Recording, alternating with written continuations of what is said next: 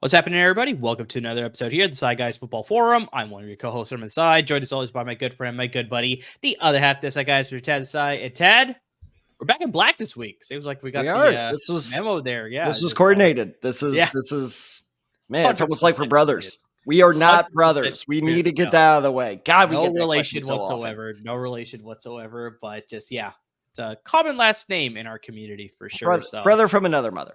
There you go. 100%. We are so right.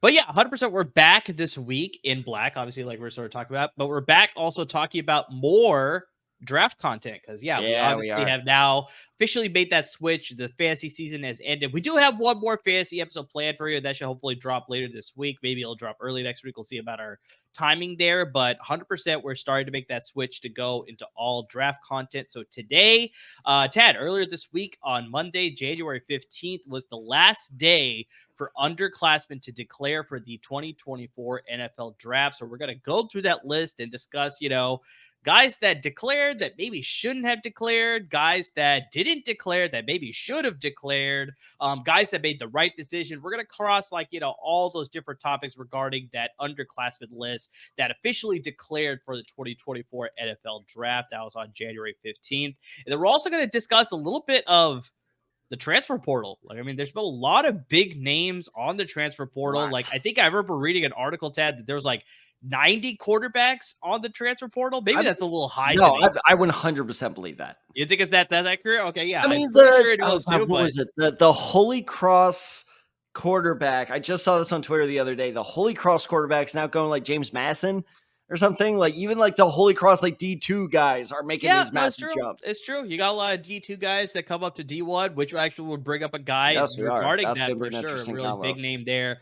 So we're going to discuss that the second half of the episode. But Tab, before we get into all of that, maybe the fantasy season is done. We're here in the NFL playoffs, but that doesn't mean your betting with Underdog Fantasy ends because, not only do they cover the NFL season and they got you covered with the NFL playoffs as well, but they got you covered with all sports in between as well. They got you covered with the NBA. We're coming up on the All-Star break within a little less than a month here. MLB, pitchers and catchers, is going to be coming up in a month. They got you covered there. Hockey, you can bet on some hockey. You got the Australian Open for tennis going on. You can bet for that. College basketball, MMA. They got you covered with all sports. So if you want to make some bets with Underdog Fantasy, they got you covered with everything besides just the NFL. But it's a really easy platform to get into your sports betting sort of fun there on the platform. You make anywhere between 2 to 5 different prop picks, whether it's, Brock Purdy over under 1.5 passing touchdowns in this week's game against the Green Bay Packers.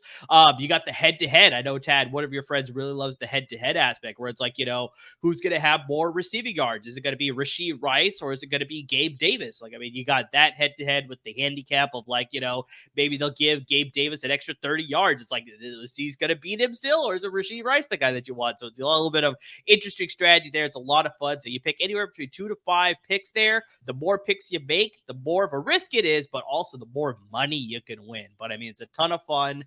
Really great way to get into some easy sports betting action there. And guys, Underdog Fantasy really wants to get you into the action. So that's why they gave us a special promo code for our podcast here. Use the promo code DESAI. That's DESAI. You can double up on your initial deposit. Only the first one. Unfortunately, it's not an all deposit, but your first one, your initial deposit of up to $10, up to $500.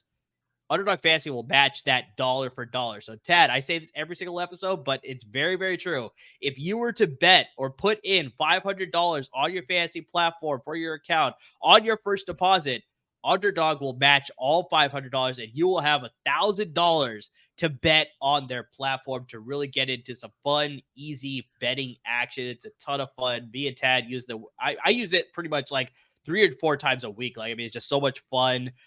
Really easy to get into the action. The website's really easy to use. The app is really easy to use, but just a really great partner that we've partnering with for the past 2 months. And honestly, Tad, it's just been a lot of fun. So use that promo code DESAI, DESAI, double up on your initial deposit of $10 or more, up to $500. I mean, Tad, really can't speak about how great this partnership has been. I say it every episode, and now I actually have tangible proof that this is the most better friendly site I have ever seen in my life, because I did the one thing you should never do when you gamble, and I chase my losses. Yeah. I put about 20 on the first round of the NFL playoff games. Didn't do so hot. So I was like, you know what? I can make, and I deposited $50 in the first place. So I spent the next 30 chasing the lost 20. Yeah. Don't do that. Bad idea. Except if you're doing it with underdog, because let me tell you this is, and I swear to God, this story is 100% true, is the last game of the weekend. I hit on 4 out of 5. I did not insure it. So I did not insure it at all. If you don't if you insure it, you make a little bit of money. If you don't insure it, but you still hit on 4 out of your 5 bets, they will give you your initial deposit back. I finished the weekend with the $50 I initially deposited. There you go. What site does that? That is so insanely friendly to use. So like, hey, if you're having bad luck, as long as you gamble responsibly, which of course you should do, you're gonna finish the weekend just fine. And plus, a lot of these games that I don't really care about, since my Indianapolis Colts are out of the playoffs, had that much more excitement. I have never cheered harder for Joe Flacco to hit a 30-yard pass. I hate D'Amico Ryans, but point being is, underdog makes betting fun, and they make it affordable where it won't break the bank. If you have a bad weekend, you can still make it up. So Underdog Fantasy, easily the best betting website out there. 100% accurate. So, Tad, why don't you throw that promo code up there really quickly again? Once again, use that promo code DESAI, DESAI. You can double up on your deposit of $10 or more, up to $500. So definitely get into some betting action with the second round of the NFL playoffs, the divisional round. Like I said, you can bet on the NBA as well, hockey, MMA, boxing. I mean, they got you covered on all fronts. So yeah, have some fun. Use that promo code. Double up on your money there. So, all right, Tad, let's sort of get into today's episode. We're going to be talking about, first, like I said, the declaration day for underclassmen was January 15th. That was Monday earlier this week. Underclassmen, that was the last day that they could declare for the 2024 NFL draft. So, I mean, looking through the list, I mean, did you have a guy that you saw that just like, really, he decided to declare? Like, I mean, did you have a questionable pick there? And then on the flip side, do you also, or do you only have a guy that, maybe didn't declare that it was probably a smarter decision if he did? So yeah, either or. What do you got for me? So in terms of guys who, I won't say shocked, but I was like, wow, you declared. Okay. And honestly, I think it's because we just depressed him, as we did with most of the fans. Is Emani Bailey, the TCU running back, who is a junior and could have come back for another season. And look, I'm a former journalist. I have to admit this. Yes, of course I'm biased. I would have loved for Emani Bailey to come back, because he was easily the best part of our offense. He is coming off a career best 1,200 rushing yards, 8 touchdowns, averaging almost 5.5 yards per carry. I don't want to imagine what our offense would have looked like without him. It would have been disastrous, even more than it was. So the reason it surprised me is because I understand trying to capitalize off your best year. This is not the year to do it. And this is an incredibly tough year with positions all across the board. This is probably the deepest draft I've ever seen in my life. It seems like every position has a viable starter through picks 1 through 20, which I know seems like, okay, that's not that big of a deal. 1 through 20, you hope to get a viable starter in round 1. I mean, viable starter at every position, 1 through 20. That is incredibly rare. Running back is no exception. I think running back is going to be a kind of colder position this year. I don't expect a running back to go before pick 15. Honestly, if a running back goes in the first round, I'll be kind of surprised. Maybe that, later 100%. Half. And we'll touch on that a little bit later. But yeah, I don't think a running back's going to go in the first round this year. Maybe one of them sneaks in, because that later first round, you don't really know, but maybe. But I mean, look at guys like Trey Bunson, Bucky Irving, Jonathan Brooks, Blake Corum. All of those guys rank ahead of, Emani Bailey. Excuse me, I blanked on his name for a second. Of Emani Bailey, but that's how forgettable he is. Because exactly, so that's my point. Is because I'm just it's like a what's it called, the note card thing. It's when you flip through the note cards with the contact information. Help me out here. Oh, Rolodex. Rolodex. Thank you. It's like a Rolodex of running backs and receivers, that's very true. And especially quarterbacks. That's going to be a fascinating conversation to have. But it's Emani Bailey could have played himself into the first round next year because, and we're going to talk about the next year's quarterback class a little bit later. It's much more shallow. And on top of that, don't forget, and I understand they're allowing underclassmen in now, but don't forget, he probably would have been a guaranteed invite to the Senior Bowl. And people do not, appreciate how much that skyrockets your draft stock. So if Mike Bailey had just stayed for another year, I think he could have repeated a very similar performance. TCU is probably going to do better now that we have gotten some great transfers. Our quarterback is on the rise. He is a true sophomore. He's going to be great. And my God, it's just this defense is going to be fixed. Don't you make that face. We're going to be good. So a better TCU team means better, publicity, along with more, Senior Bowl, East-West invites, stuff like that. I think he could have been drafted higher had he just stayed for another year. Now, it makes a ton of sense. I think it's just the biggest thing is just, most of these prospects, they're sort of discussing with agents. They're sort of getting a feel as far as like, okay, I think you're going to be drafted, around this round. I think this is sort of your projection as far as what then you sort of that can sort of help you make your decision. So I'm just very surprised that, looking at, like I said, we already listed off a bunch of prospects already. Your Trey Bensons, your Jonathan Brooks out of Texas, your Blake Corum out of Michigan. There's a lot of guys that are going to be Bucky Irving a lot. Bucky Irving out of Oregon. Yeah, I still have to watch a lot of these tape for a lot of these guys, but just like there's a lot of big names. It's very surprising that it's just like he decided that, you know what, I think I could go a little bit later now.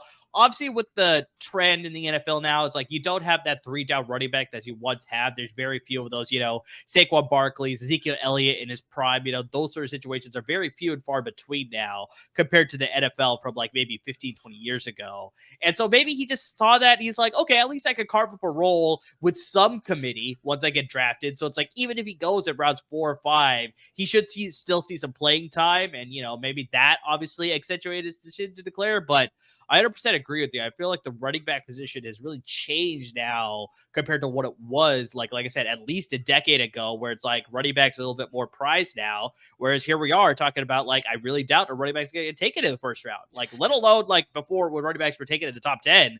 This is like the entire first round. I don't see it happening.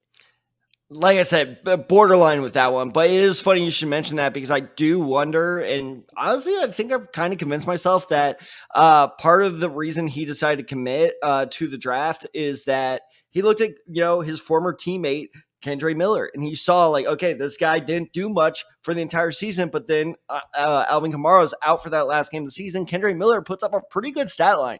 2 touchdowns, if memory serves, almost 5 yards a carry in that one game. And he kind of saw that of like a similar situation, exactly like what you were saying. Hey, he went in the 4th and 5th round. He played in the exact same system I did.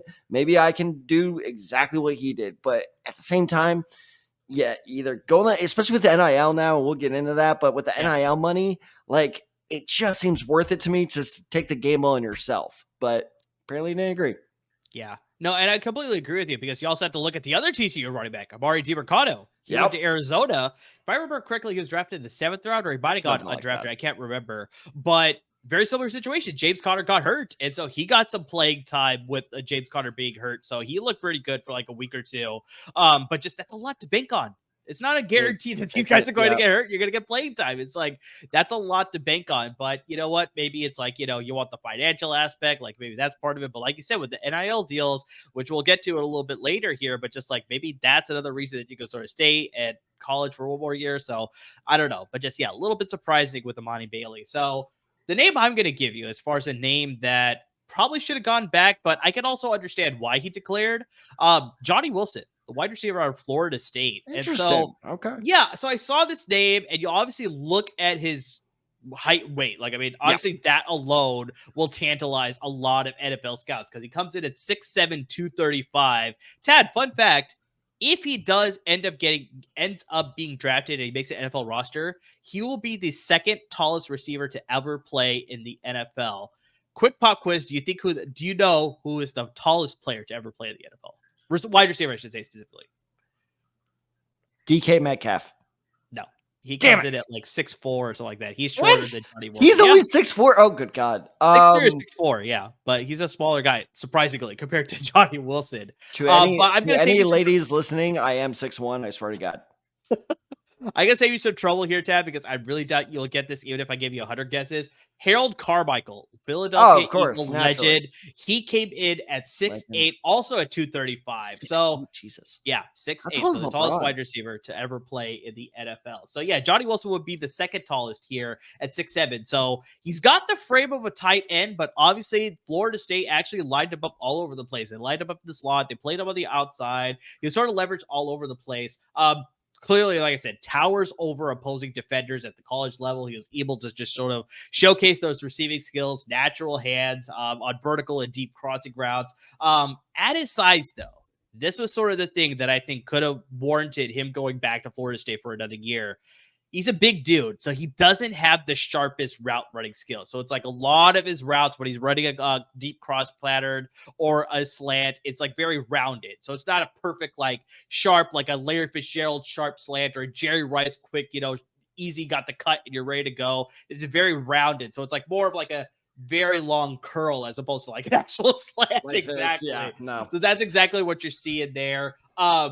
Surprisingly though, like at his size, you'd think he'd be a dominating yak player, yards after catch, that is, but based on the tape that I saw, I didn't really see it. He actually was going down with the first tackle a lot of the time. And so you'd think that with that sort of size and that height and just that little bit of, leverage that he has, you'd think he'd be a better yards after the catch player. Now, maybe I need to watch more tape and there's more evidence of that, but I just didn't see it with the limited tape that I did see. So I really think that could have been sharpened up. Like you either bulk up a little bit or you slim down a little bit, then you'd be a speed threat as opposed to being a dominating presence. So that just wasn't happening either. Hands were good, but they're nowhere near consistent. I think he could be developing that a little bit on some of those deep balls. He was bodying a lot of catches as opposed to using his hands a lot of the time. So those are things he could obviously clean up, but that could get cleaned up in the draft process as well. So like I said, I could understand with his sort of height and his weight that he's going to be like on a lot of people's radars as far as like, oh, we need to watch out for this guy. But I don't think he's going to run that fast at the 40. So that's probably going to downgrade him just a little bit. It really depends on how well he does at the skills when he gets to the combine, because 100% he'll get a combine invite. At this size, like he will for sure get a combine invite. Is this guy going to get a combine invite? Do you realize how many people get invited to this thing? There's a lot of guys that don't too, though. Okay, but no one from Florida State is going to get gypped by the combine. No, I agree with that. But I think the other big reason as to why he probably should have gone back is that if you look at Florida State's receiving core going into next year, it's very thin, because you got to talk about Keon Coleman being drafted as well. Obviously, you got Johnny Wilson leaving, but it's like outside of that, it's like they don't really have a lot of talent there. And yes, I understand Jordan Travis is not going to be there as the quarterback either, but you still can be a dependable piece, especially if you're the primary piece now, not Keon Coleman being the primary guy. That could automatically raise your stock a little bit. But as of right now, Tad, I'm seeing him being like a middling day 2 pick. So somewhere at the top of the round 3, maybe the bottom of round 2. But if he were to stay in Florida State, if he would decide to do that and he developed his skills a little bit further, there's no question he would have been in the conversation for going for day 1. So I'm very surprised to see that why not go back and develop your skills a little bit further. But like I said, I think naturally with that height and that weight, somebody told him like, oh yeah, somebody's going to take you in the second round, most likely a third round. But because of that, it's like, why not? Why not? I don't think he can compare with some of the draft talent of like your Troy Franklins from Oregon, Marvin Harrison Jr., obviously, Brian Thomas from LSU, Malik Neighbors at LSU. So it's like, he's not going to compare to those guys, but he'll be that second tier guy that a lot of people be like, okay, we could draft, develop this guy, and he could be a better prospect. But yeah, if he came out 2025, he would have been a first round pick, I think. Great minds think alike, just like great minds wear black shirts at the same time. You absolutely stole my next talking point with that last point of yours. And it's so true. I agree. Like, was that a bad declaration by him to go this year? No, because you're right. Like, I could even, if he does test well, which is up in the air, I could see him sneaking into the late first round even now. Interesting. Okay. But exactly right is with Keon Coleman, future Colt, out of the picture now. Shut up. It's going to happen. He's putting every player out of the universe that he's a future Colt. Keon Coleman, and I bet you Blake none of them are going to be. It's going to be amazing. But with Keon Coleman out of the picture of Florida State, yeah, he had the opportunity to put up some big time numbers at Florida State next year, and he just kind of passed on it, which is fine. I understand. This is the gamble I understand because with what I was talking about with Emani Bailey, I think he can do better. I can definitely see Johnny Wilson being like, if I get double teamed, my numbers are actually going to go down. And that happens fairly often. So I understand, just playing it safe. I get it. He took the safe bet. But I really think that he shouldn't have, because a lot of what you were saying reminds me, and it's funny too that you ended it on this, is a lot of what you were saying rings so much like DK Metcalf's scouting report when he was in the draft. I remember saying the exact same thing, lazy route running, because he's just so big. He just doesn't really need crisp route running. It's just it's okay if you're on me. I'm, 4 inches taller than you. I'll just grab it. I remember his speed, and this sounds crazy now, but I'm telling you guys, go back and look at DK Metcalf. I'm not saying he was slow before anyone yells at me, but he was definitely not nearly as fast as he is now. Like, he really grew in the NFL, and you mentioned that with Johnny Wilson too. So Johnny Wilson, I think, is draft-wise, not talent-wise, the next DK Metcalf. We have this big physical freak. Can we turn him into something? And that usually ends up being, as you said, a late second to a mid-third round pick, as, if memory serves correctly, DK Metcalf was a mid-third round pick. Second round pick. Was he a second round pick? I couldn't remember. Damn it. I knew I should have looked it up. Damn it. But anyway, point being, well, hey, he turned out a lot better than Laquan Treadwell, who went before him. How about that for the throwback name? But yeah, no, so I think that Johnny Wilson has a lot of potential, but I agree that had he returned, that, was a big risk, but a risk that could have paid off huge dividends, because, again, it's really weird. I haven't looked into it so far, but 2025, we're basically going from like one of the deepest draft classes I've ever seen in 2024 to one of the shallowest so far in 2025. So if you're on that edge, I think I'm always going to go just stay. No, that's fair. That's fair. And I'll give you a slide on that one, Tad, because actually, no, you said middling third round pick, right? He was actually pick number 64 in the second round. So that was the very last pick of the second round. Ooh, okay. Wow, my math was way off there. I was about to say a very wrong guess, but okay. I knew it was like in that range, but no, I remember that because everybody's like, here's this big physical freak in the picture of him in the gym. Exactly what took him down. Yeah, exactly. And again, like, yes, he obviously panned out, but DK is the exception to the rule. So that's just, it's something to be careful of. I'm trying to think of a team that would be a good fit for him. Like, here's a team that would be a horrific fit for him. It's like, I could see the Patriots drafting him. Like, this is our new good guy, but like, no, that's putting him under immediate pressure. So you need to go to a team. Oh man. The Saints would be interesting. Michael Thomas getting older, and then Chris Olave obviously like hitting his stride. That'd be an interesting team, but like somewhere where he can develop, because DK Metcalf was not asked to be the guy his first like year or two in the NFL. He was able to develop. I think that's Johnny Wilson's best. We're getting into draft talk now, but that is Johnny Wilson's best case scenario. No, I completely agree with that one. So yeah, we'll see exactly what happens with him. He really needs to have a good draft season in order to improve his stock. If he bombs at the combine, I could see him dropping to like 5th or 6th. Yeah, that's very, very possible. I don't think he'll drop that far, but I can see him dropping as low as like the 4th. He'll go day 3 then, as opposed to going. There's always a surprise receiver that drops. You're right. We'll see about that. But yeah. So Johnny Wilson, I think he could have benefited from another year. Emani Bailey, we think, could have benefited from another year as well. Any guys that you think should have declared that didn't declare? Not really. I do have a guy that he did a good job not declaring. Because so you think made the right move? Okay, yes, made the right move. And because this is a guy that, especially down here in Dallas, a lot of talk is surrounding him, especially because his backup is getting a lot of hype, and that's Quinn Ewers. And a lot of people were unsure, especially with his backup, whose name I can't even remember, transferred out, and so people were just like, "Oh, now it's Arch Manning time," because I won't even say weeks. I never thought he was going to go for it. Everybody just assumed Ewers was going to declare. And I've been saying for the last 2 or 3 months, he shouldn't.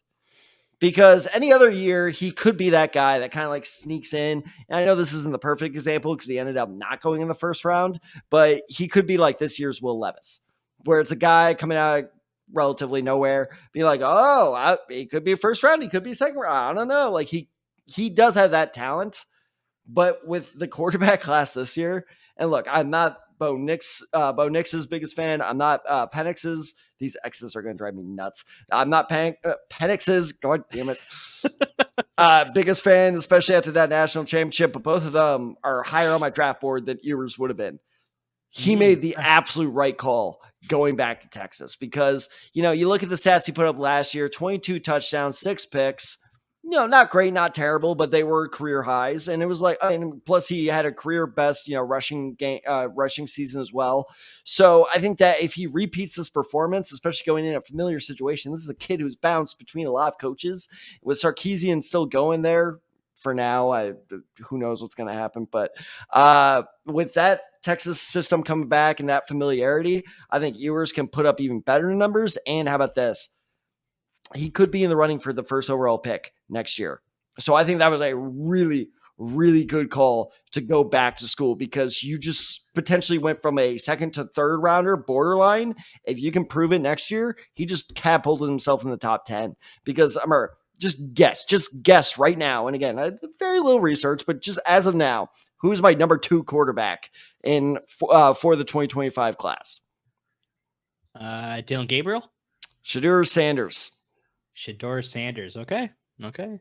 That's a weak class because Dylan Gabriel sucks. It's very interesting. It's going to be very interesting because he obviously got like Grayson McCall and Tyler Van Dyke and Riley Leonard and so. Cameron but Ward. It's a lot more question mark. Exactly. So that's why. Exactly. So he can him being Quinn Ewers can play himself into that top 5. Automatically situation. At the top of the conversation right now. Automatically. Right. And if it was this year, if it was 2024, he doesn't even break the top 3 for anyone.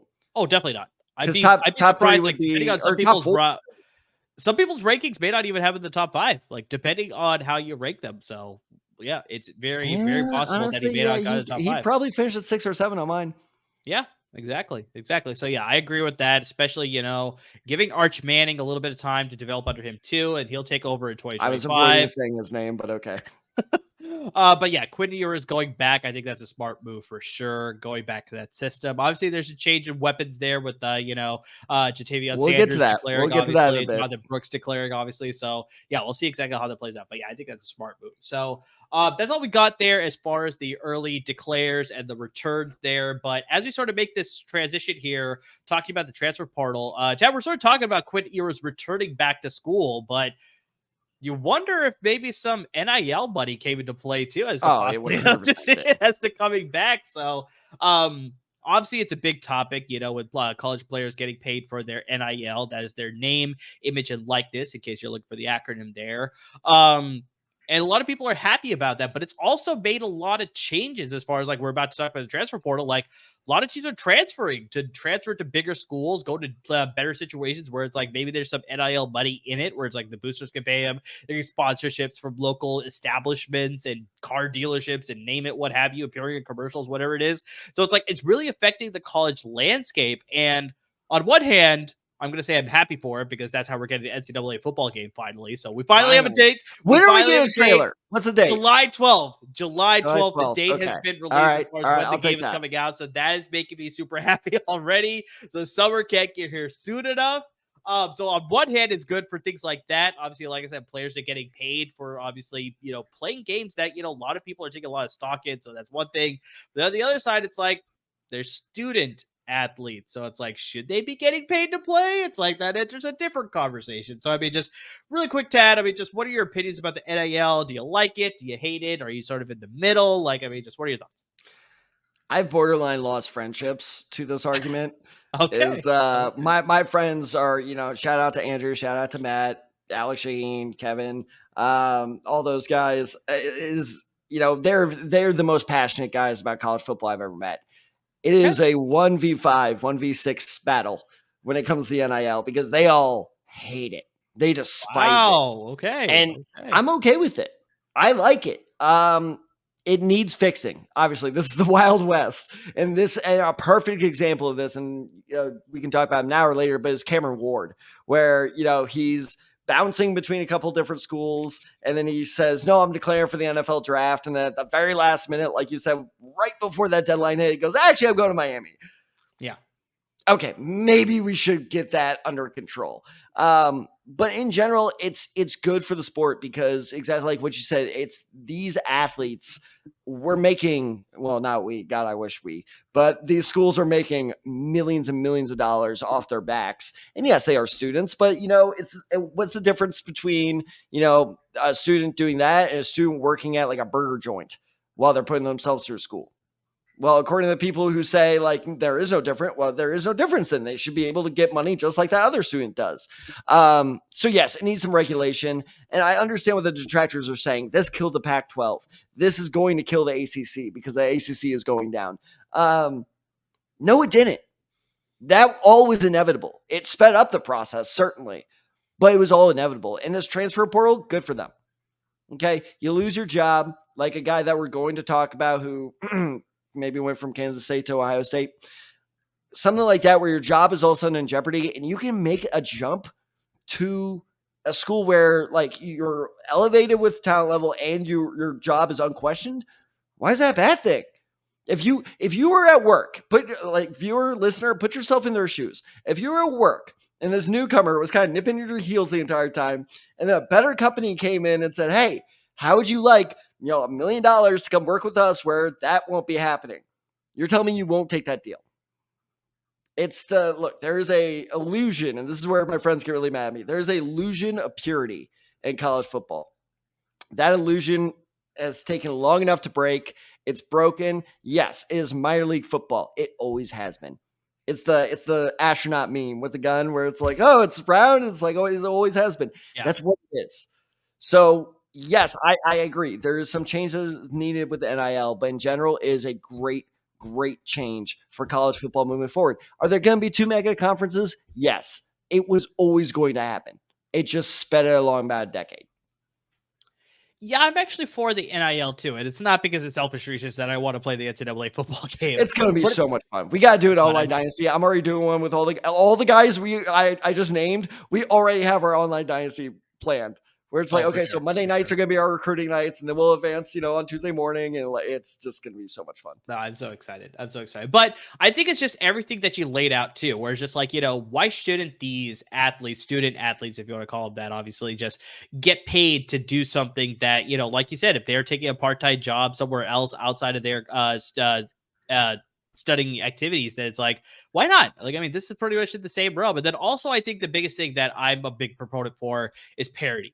And that's where, obviously you got in the old days, it's like you got your Alabamas, you got your Clemsons, you got your Ohio States. That's just like they're always going to lead the recruiting class because they just have better facilities. Now it's like they're still going to be the leaders in a lot of aspects because they just have better, support. They'll obviously have better money to sort of then throw at athletes too. But it's like, I think a lot of these other schools that sort of could, put together some money or, NIL deals or sponsorships or whatever it is to bring some better talent, it could lead to a lot more better competition, especially with the national playoff sort of expanding now. It could lead to better competition instead of like getting your powerhouses at the top. And it's like, why did we expand to 12 teams? It really didn't matter because we're still going to see the same 4 teams in the actual finals here. But this, I think with the NIL, you can sort of lure some other guys to come to your school, like your Floridas, like your Florida States, like your Boston colleges, maybe. I mean, I don't know, but just like some of those schools have even bigger. Sorry to interrupt you, but a perfect example of this is, I mean, look, spoiler alert, we're going to talk about Will Howard in a bit. Who did Will Howard replace? Kyle McCord, who went to, do you know where he transferred to?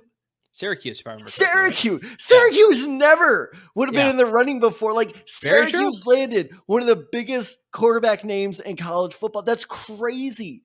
That's insane. All because, yes, he is around from that area, but still, but not even that close. He's from Pennsylvania.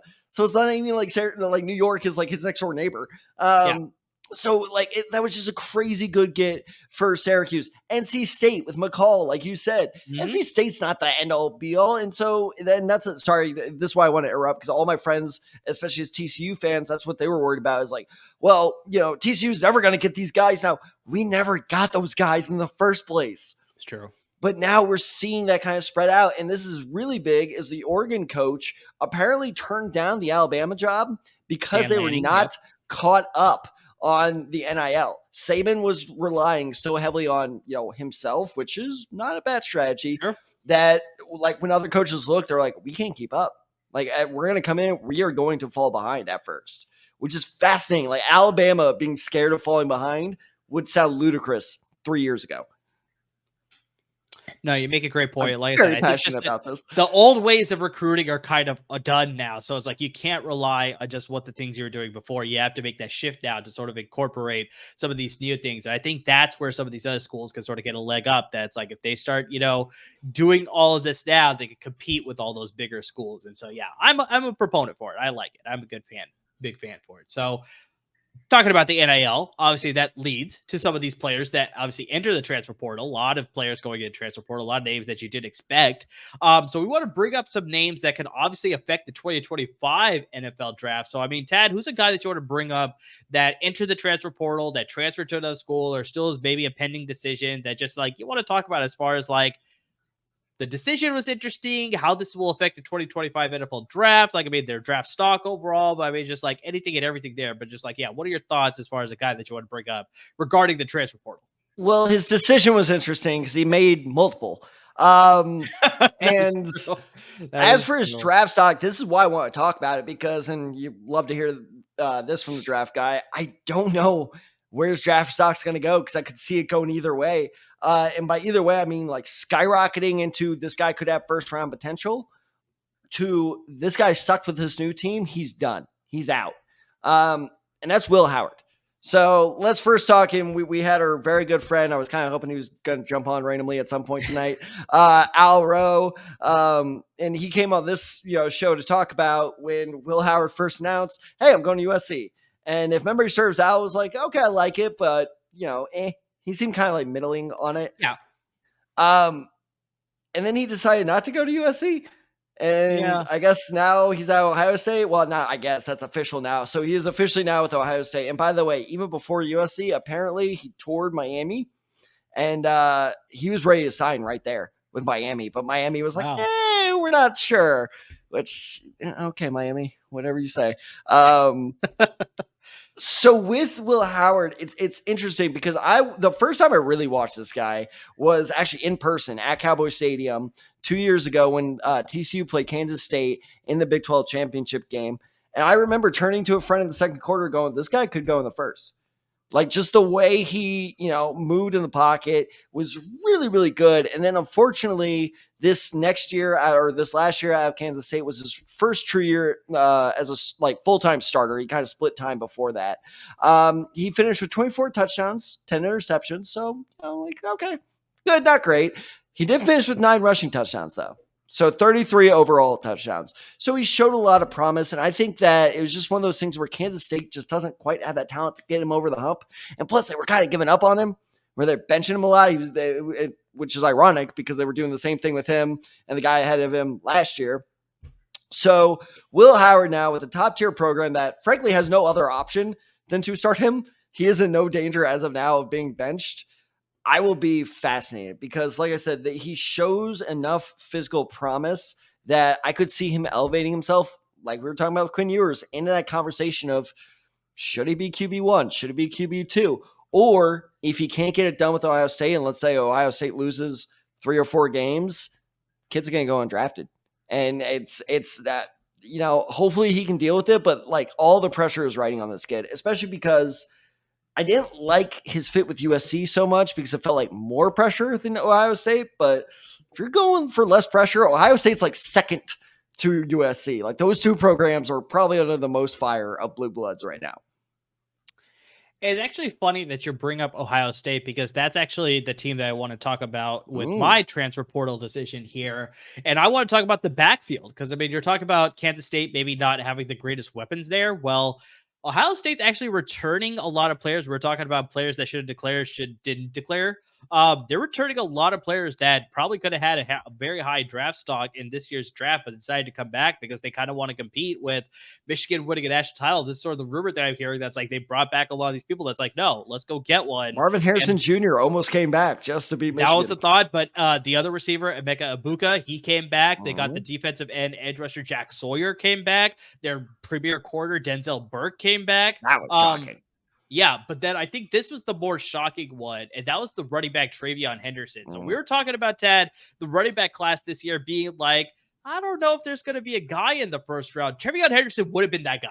Yeah, I 100% think he has the skill set. He would have been the clear-cut, no question, number one running back in this year's draft class. It was a little surprising to see him come back, especially, Tad, with the news that the very good running back out of Ole Miss, the sophomore, Quinshon Judkins, he declared that he was transferring to Ohio State. And this was before Travion Henderson decided that he was going to come back. So I wonder if that played into it or whether he just, I don't know what it was, or just like, take some tread off the tire for like he's gonna have to share that backfield there so he can still improve his skill set but not be overworked. Like maybe that was part of the decision, but just it was very surprising because I mean I was watching tape of this guy and it was just he's good, very, very good. He's so good. I said, he would have been the clear-cut number one running back in this year's draft class. He would have been the guy that's like, if he was in this draft class, I'd been like, okay, I can see him going in the first round. But without him, it's like, I really don't think so. But I mean, very patient. He's smart. He's waiting for the running holes to develop, waiting for the blockers to set up his running lane. So, I mean, he's very good on that aspect. He's like, we're talking about the 3-down running back sort of going away. Henderson can be that 3-down running back because he's very gifted in the pass game as well. He can pick up the pass blocking really well. He can run inside the tackles, outside the tackles as a speed threat. He's got that home run speed ability too, but I mean, just he presents everything that you want in a running back. There's very little that I saw that I wasn't happy with. So, I mean, there's a lot more I have to watch, but now I get a full year to sort of see that. And this is where it gets interesting because, like I said, Quinshon Judkins coming from Ole Miss, there's a lot of things that I liked with him, but it's actually kind of funny because a lot of people are talking about how great of a running back that he is. I see him as sort of like a jack of all trades. It's like he's good at a lot of things and he's a very effective running back, but there's nothing about it that made me scream like, oh my God, this guy is going to be sensational. Now, obviously, he's still a sophomore, so I mean, he's still got 2 years of eligibility going to Ohio State here, so he'll stay maybe 1 year, maybe 1 year after that with Henderson leaving, most likely next year. We'll see exactly what happens there. He is a senior, so yeah, he will go there. But just the biggest thing was just that, like, he was patient, but he wasn't very patient. He was like a good pass catcher, but he wasn't the greatest pass catcher. He had good speed, but he didn't have elite speed. So it was just a lot of these things that he was like good at, but there's nothing that he was like great or exceptional at. So hopefully here, sharing a backfield, Travion Henderson, they can sort of be that 1-2 punch combo. It could be a very similar situation with, Georgia back in 2017 with Nick Chubb and Sonny Michel. So it's like, maybe this could be a similar situation where they're both going to get drafted, where one guy maybe will have all the hype around him, but then the other guy may actually end up being better because remember, Sonny Michel ended up going higher than Nick Chubb, but who's still playing in the league right now? Nick Chubb. For now, depending on how the knee goes. Sorry, Nick. No, it's fair. It's fair. I've seen video of him like walking around, so it seems like he should be on track to heal up by next year. But just like, Nick Chubb has ended up being the better prospect. So here we're talking about Travion Henderson. Maybe Quinshon Judkins will be the better prospect overall. But I was very surprised to see it, especially both coming back to Ohio State. But then as I thought about it a little bit further, I was like, with everybody returning to Ohio State, maybe they're just really loading up to really go after that national title and really stick it to Michigan for winning it this past year. So, but I was really surprised when I saw that. I was like, Travion Henderson not declaring was surprising, and then Judkins going to Ohio State to compete that backfield with Henderson. I was like, that was a little bit questionable too. So that's what I love so much about this rivalry is it's ridiculous. Like, how many rivalries convince half of your team to come back just so it's like, hey, they won the national title. We got to do it next year. Like, I am honestly terrified of Ohio State next year because honestly, I am too. Yeah. Not only are they good, they're pissed, which is very scary. Very angry team. Yep. Yeah. In terms of, because I completely agree with you. Everything going on with Ohio State is hugely surprising with Denzel Burke returning and a big, how you say it? Emeka Ibuka, yeah. Okay, there we go. I actually did that right. Those two returning were massively surprising to me because those two were near locks for top 15. Definitely first round. So again, it's just like the hate of Michigan runs so strong. They're all coming back. But Judkins' transfer reminded me of something. I'll go even more recent than your Georgia example. Michigan this year, where Donovan Edwards and Blake Corum kind of cannibalized each other's draft stock, where, I could see justification for either one going in that. Like I said, maybe somebody in the late first round decides one of them's worth it. But you look at the stats, none of them's going to prove it because none of them really had a chance to break out because they just kept eating into each other's stats. I think I see a very similar situation here where Henderson would have been a lock for the first round, but depending on how much his production gets eaten into, this could end up taking him. No, it's very true. It's very true. So, but that's another guy that I think made the smart decision. Donovan Edwards going back to Michigan. He now has a backfield to himself. I think he could really separate himself and be a premier running back in the next year's draft class. So we'll see how it all plays out. Tad, is there one more guy that you want to bring up as far as the transfer portal here? Just real quick, and this is one that's very, very recently. Actually, two more just very recently. Is the first one is Isaiah Bond, the receiver out of Alabama, who of course in the Nick Saban news left. And he's not the only one. They've lost a lot of prospects. Josh Downs' little brother. I don't know if you saw that. Yeah, I did see that. So yeah, they're losing a lot of prospects. And yeah, it's very interesting to see how that team is going to look next year with some of these decommits, I should say, not commits. So he's not the perfect comparison because he's small. He being Bond, he is smaller than other the past year's Texas receivers were. But again, with what I was kind of saying about Ewers, is him going into a proven system that we know receivers can flourish in, with Xavier Worthy getting 75 catches for over 1,000 yards, whereas Bond never got over 50 catches or 1,000 yards at Alabama. So I think that is a guy who could really, really break out and is a name to look out for to be a real riser in next year's big boards. As for, I feel bad for him, but at the same time, it's like you're an idiot. This news I just saw tonight to his little brother. And I'm not even going to try. Oh, yeah. Talia Tagovailoa. Yep. You moron. So for those of you who don't know, had he stayed in Maryland, he would have been granted his last year in college football. He decided to enter the transfer portal and then appeal to the NCAA looking for this magical 6th year that wasn't there because of red shirt, fine print and stuff like that. And it just released. I just found out tonight he has officially been declined for his extra year of eligibility. So he is now declaring for the NFL draft. There's no way. There's no choice. That's why. Of course he has no choice. He also isn't going to get drafted. Yeah. So bad call. Bad call there. Be careful of that transfer portal. Exactly. So last guy that I want to bring up, we were sort of talking about like NAL, and that's sort of affecting a lot of the transfers here, but we're talking about Division 2 going to Division 1. That's exactly what I have here. So actually, correct me if I'm wrong, Ted, but Ivy League is still Division 1, is it not? Or is that like Division? It's a weird like Division 1A thing where Division like technically they're like Division 1, but it's like secondary Division 1. Okay, that's what I was thinking. I was like, I don't think they're that low as Division 2. No, they're not D2, but yeah, might as well. You're going from lesser competition in the Ivy Leagues to now going to a big. If they go undefeated, they're not making a bowl game. Exactly. So you're going from the lesser competition, the Ivy Leagues, to now going to the SEC here in the University of Florida. And this is the defensive tackle, Joey Slackman. So he's going to be a senior in his final year. He just won the Bushnell Cup, which is an award given to the Ivy League's best offensive player as well as defensive player. So he won it for the defensive side of the ball, obviously. He had 4 sacks, 12 tackles for loss, and 50 total tackles last season. Like, he was just a dominant threat. Funny thing, Tad, is that he actually didn't start as a defensive lineman. He entered the University of Pennsylvania. Quick pop quiz. Do you know what the mascot is for the University of Pennsylvania? Quakers. Ah, nicely done. One of my best friends from high school went there, and I was like, there you go. Quaker? And he was just it's sort of naturally, it sort of fits there with Penn, Pennsylvania, and all that stuff, right? So, but yes, they are the Quakers. But he actually came to the University of Pennsylvania as a wrestler, but because of the COVID year, they didn't have wrestling practice, or they were like canceling the season. So that's when he went back to football, because that was all happening, and so that's where he sort of stayed, and he ended up being a very dominant. I love wrestling. Tackle. No, we can't let wrestling happen. Football, it's okay. I don't know, maybe because they're whatever it is, but just it didn't happen. Whatever it is money. Probably that's probably the bigger thing there. But he was able to translate those wrestling skills into his defensive line play. He said it's a lot of hand placement. That's exactly what you're doing in wrestling. So he's able to leverage that at the defensive tackle position. He ended up getting, because he declared in the transfer portal, he was getting offers from close to 30 schools, Tab, because a lot of people wanted a piece of this guy, including some big name schools, including Michigan, your defending national champions, Oregon, Washington was the runner-up.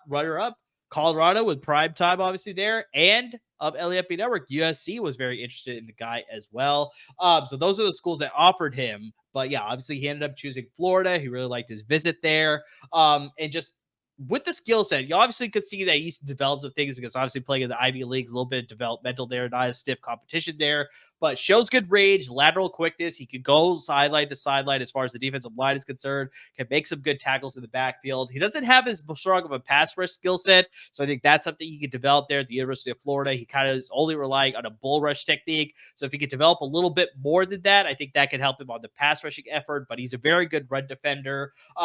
Great stamina, great motor. He's just as effective in the fourth quarter as he is at the beginning of the game. So that's something that you could definitely utilize, especially at the defensive tackle position. So this guy's not going to get tired on you. He could be in there as a constant force on your line. So I really like the skill set that he brings. And yeah, coming to a bigger school, playing against tougher competition, I think he really developed the skills further. And he could be a name to keep in mind as we look to that 2025 NFL draft. Still got a lot of time. We still haven't gotten to the 2024 NFL draft. But yeah, he could be a very intriguing prospect to watch, especially if you're watching a lot of SEC football. I mean, clearly you've watched more of his tape than I have, so I have not watched a single. But that's the funny thing too, is that there's not a lot of tape on it because it's an Ivy League. Hardly surprising. I got very few pieces of tape here to watch, but it's like, of that piece of tape, I probably watched all of it. You watch probably very little of it.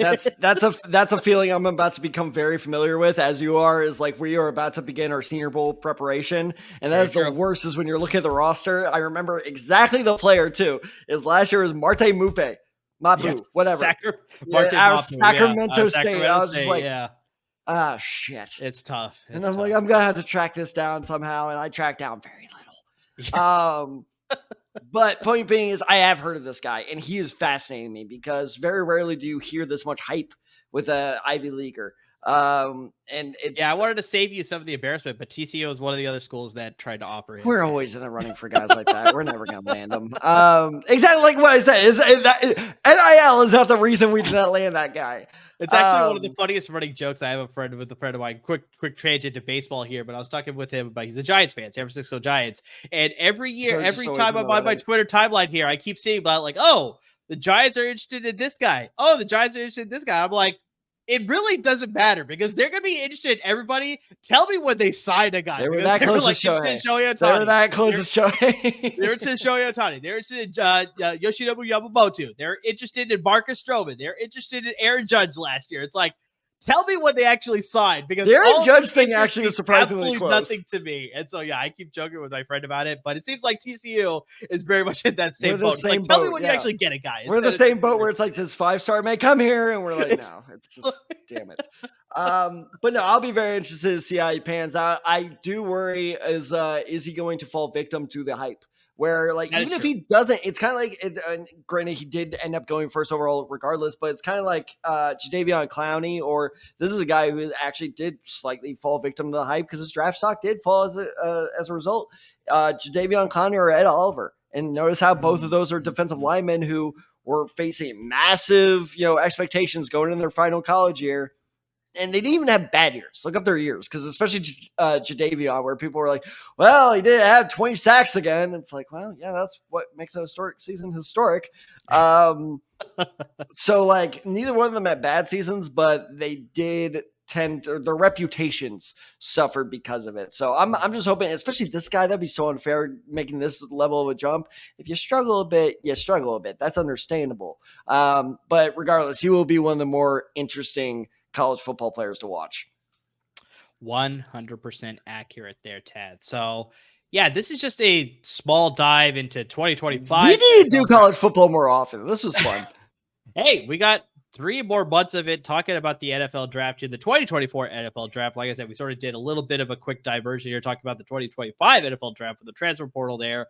But also we talked about some early declares that maybe shouldn't have, and some guys that made the right decision going back, and maybe some guys that, probably should have declared. So we covered all of that. But this is just the tip of the iceberg when it comes to our college football talk, especially when it comes to draft season here. Like we talked about, we're going to be doing our Senior Bowl live stream, our annual tradition.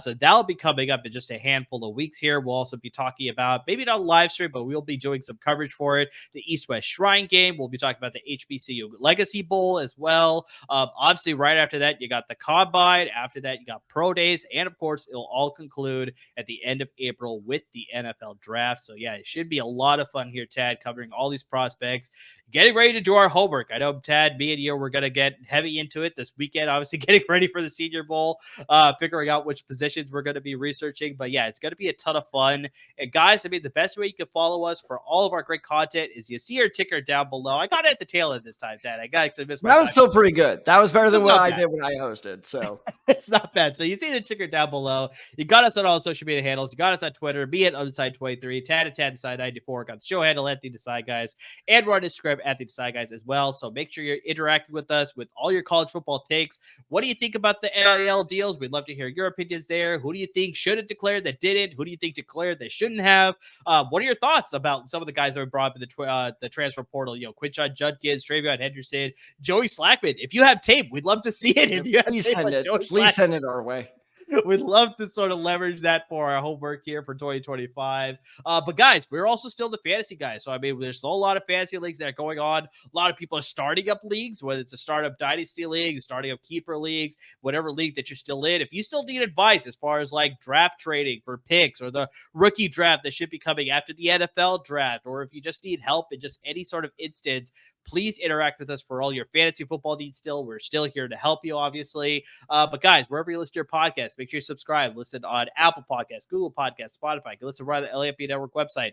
Total options. Just hit that subscribe button. Always be up to date with our podcast. Watch us on YouTube. Make sure you subscribe to our YouTube channel. And please, guys, support our parent network at LAFB Network. There's a lot of great content coming to you with the Chargers and the Rams at the professional level, and the Bruins and the Trojans at the college level. So a lot of great content coming from them. But guys, to everybody who's already, watching the videos, who's interacting with our social media handles, who's listening to the podcast, I mean, just anything and everything that you're doing to support the podcast, we really can't thank you enough. Take a breath, buddy. My God. That was a little bit better. I took some positive. It was better. It was just like, I'm just worried about your health here. Did somebody get an inhaler? But not only are we here for fantasy football advice, look, I'm going to be totally honest with you guys. It's going to be a little while before our next mock draft comes out. But if you want to know who we think your favorite team, pull the reins back on Tad for that one, because we can't just drop mock drafts every single week. I would be like Mel Kiper, honestly, like just dropping it way too often. But yes, rightfully so. Our next mock draft is not dropping until probably post combine. So if you want to get a little Chico, though, and go, hey, who do you think the Seahawks are going to take? Or what do the 49ers do? And anything like that, Amir. I got you covered there. Yeah, you do. So, yeah, we got you covered. We will comment. Our last video is doing great on YouTube. Excellent, awesome comments, showing us the love, and we're showing it right back. So be sure to comment, asking any question related to the draft you have. You can ask what the meaning of life is too. I'm just going to say 42, even though none of my students understand that reference. But as always, guys, you can always hit us up for any questions, either on Instagram, Twitter, YouTube, whatever. We would love to interact because it's going to be a great draft season. I cannot wait. Thank you so much for watching. Thank you so much for listening. And please stay safe, everyone.